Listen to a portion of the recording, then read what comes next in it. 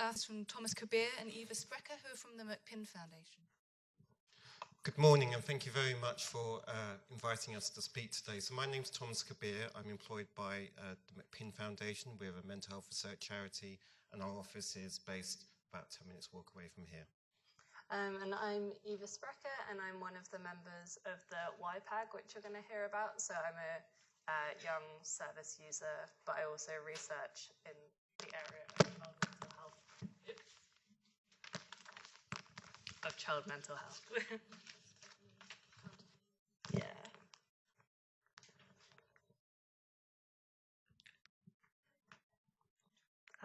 That's it. Yeah. So to kick off with, I don't really need to talk much to this slide. We've already had an excellent presentation about inequalities around young people's mental health already from Rakshi. But it's no surprise, and I think there's every reason to believe that this inequality extends to mental health research generally. The charity MQ estimate that over 20 times as much money is invested in research into cancer as in mental health generally. And I think probably there's inequality too for young people's mental health research. We know also that there's lots and lots of alarming statistics and stories about people being sent hundreds of miles away from where they live to seek treatment. And if you're in Northern Ireland, for example, the chances are that you'll have to take a plane and fly hundreds of miles if you have an eating disorder, for example, in order to access a specialist service. So I won't talk too much about that. So to set up what I'm going to be speaking about today together with Eva, the project we're going to be talking about is something called a priority setting partnership. A priority setting partnership is something where you basically want to find out what people's unanswered research questions are about a given topic, in this case, young people's mental health, and then rank them from most important to least important. And what you want is a consensus amongst a range of people. So we're not just talking about young people, although these are our primary audience, I would say. We want the unanswered research questions from clinicians, people working in the field, from parents, from policymakers, from a whole range of people. You get these research questions by means of a survey, an initial survey. Then you check to see if these questions have been answered by research, and that's a difficult and complicated job. Once you have that, then you send your questions out again using a second survey, and you ask people to vote. From your point of view, what is your most important question? What's your second most important question? What's your third most important question, and so on? Then at the end of that, you go to a final workshop where you have people like Eva, young people.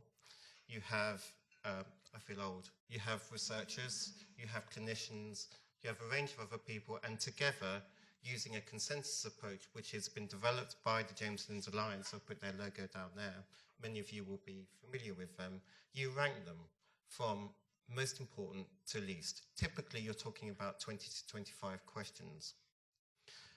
I do have to make a confession here, is that I won't be showing you those top questions. We're preparing reports right now. We're hoping to launch them in Parliament at the end of November. I've put up a web link here where you can keep an eye. We would love you, of course, to look at those reports once they're available. So there were two main groups which guide the project. There's the steering group, which is made up of clinicians who work with young people with mental health challenges, researchers who work in the area, young people like me, carers and parents of young people. And for every steering group meeting, at least 2 young people were present. And there was like a concerted effort to make sure that the young people agreed with the overall decisions made by the steering group. And then there was also the specific young persons advisory group, which I'm a part of, and I'm going to tell you a little bit more about what we did and how our group worked. So just a little bit about how we went about recruiting YPAG members, that's Young People's Advisory Group members. I actually founded one of the YPAG at King's College London a few years ago. That was one of the first mental health research YPAGs. And we took a different approach this time. We spent months, literally months, building up relationships with individuals and organisations before even beginning to recruit. We recruited across quite a broad age range for this kind of group. It was 14 to 24. At the time, YPAGs generally either focused at a younger age range or an older age range. We had quite a broad age range. We deliberately chose people from seldom heard groups, so we didn't get what we thought were well-written applications. We didn't select highly people who had lots of experience. We didn't select highly the eloquent. What we did select were the people that we thought didn't generally have the opportunities to be involved in projects such as these. We also selected a bit on the basis of whether people had experiences of being in care, for example, whether people were male. Boys and men, generally speaking, are very underrepresented in the world of involvement. People from black minority ethnic groups are very seldom seen in the world of involvement, proportionately far less than their use of services, for example, and so on. We recruited upon diversity of experience. What's your mental health experience? There are some people that in the world of involvement, there is some evidence published in the British Journal of Psychiatry actually a few years ago that there's a lack of diversity in terms of experience in the world of involvement. And we were quite careful actually for people that were not selected for the group that we would continue to involve them in the process. So we founded a Young People's Network for unsuccessful applicants, and we've either emailed them involvement opportunities, we've encouraged them to be involved in this project by distributing the surveys locally, that sort of thing, and we have every intention of keeping that network going, and we had a great response. We had 90 plus applications. We were really, really pleased. So this slide sort of speaks to our involvement as young people in what we did in the YPAG. So we decided on the project name and logo of this priority setting partnership. So we decided to call it Right People, Right Questions, and the logo's in the corner down there. We met every 3 months, depending on availability. As I said before, two young people attended every steering group meeting to make sure that our voices were heard in that overall decision making. We learned about sort of research and how our thoughts were being incorporated into the research process and how priority setting partnerships worked. We decided on a theme, so interventions and services. We helped collate frequently asked questions and think about the reports which came out of the surveys which were produced. And we were involved in the final workshop to select from a long shortlist the top 10 questions, which are not available yet. And there was a lot of work done at McPin to make us feel able to contribute to the YPAG. So I was one of the older members, so I have more experience in research, but there were people across the age range with varying experiences. And so we already talked about recruitment and how we ensured diversity in our group. To facilitate us being able to take part, groups were held at the weekends, so those of us with jobs or who go to school could still come. We engaged in small group work, which made it easier for people who don't normally feel that they can that their views might be heard in a larger group to speak up. Individual needs were accommodated, so if we weren't, as many of us are service users, there was understanding about how we might not be able to always attend meetings and flexibility around that. And then there was feedback, which was done in quite an open and fun way. So we'd write at the end of sessions things which worked for us and things which could change, and we'd scrunch them up into balls of paper and throw them in the middle, and they'd be read out anonymously, which kind of those kind of strategies were present throughout to allow like a safe space for us to say what we thought without feeling put on the spot. And yeah, ongoing involvement, like going to things like this and other stuff, it feels like McPin always want us to have a voice in this project. So this is just a slide about my personal experiences of YPAG. As a young service user, often at first that feels like that's your main identity and that's who you are. But I'm also a qualified teacher and a researcher, and when I'm in that role, I always felt like I had to keep my service user experiences kept away, and that they weren't valid, and that they shouldn't contribute to my research, that they should be totally separate.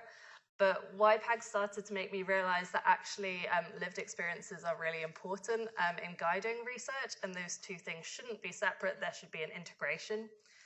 And this is like a word garden which I made using words which the young people in the YPAG have used to describe how it felt to be a part of this group and to have our voices heard in setting these priorities.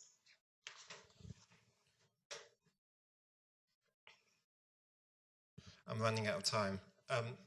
So in terms of addressing equalities, or rather inequalities, the scope of this project for something known as a priority setting partnership, there have been 50 of these in total, was incredibly broad. Young people's mental health. We went to quite incredible lengths not to exclude anyone or any question. This was extremely broad for a priority setting partnership. And actually there's a step that you haven't seen, where we started off broad and we narrowed down with the help of the YPAG to a theme which we took forward about questions about interventions and services. We used both paper and online surveys, and we provided assistance to people. So if people couldn't write, we helped people fill out questionnaires. They could submit their questions. We did a lot of face-to-face outreach work. We went to boys' schools. We collected hundreds of surveys from there. Community groups across the country in rural Wales, for example. We went to a group.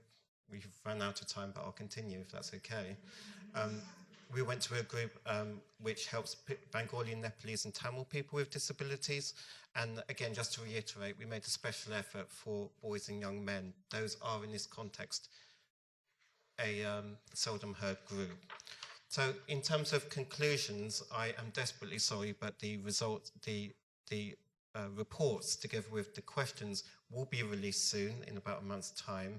And young people's mental health, generally speaking, is riddled with inequalities. I think that's true of research as well as services, and generally speaking. The involvement of young people within research is increasing.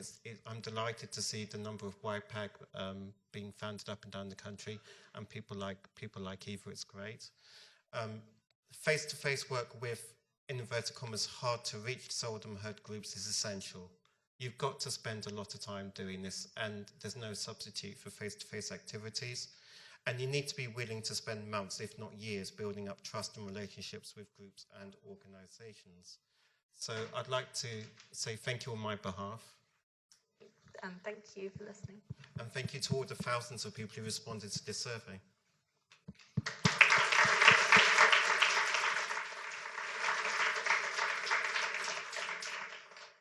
Might have time for just one question, but we will get these guys back at the end as well. Is there anyone who wants to ask a question?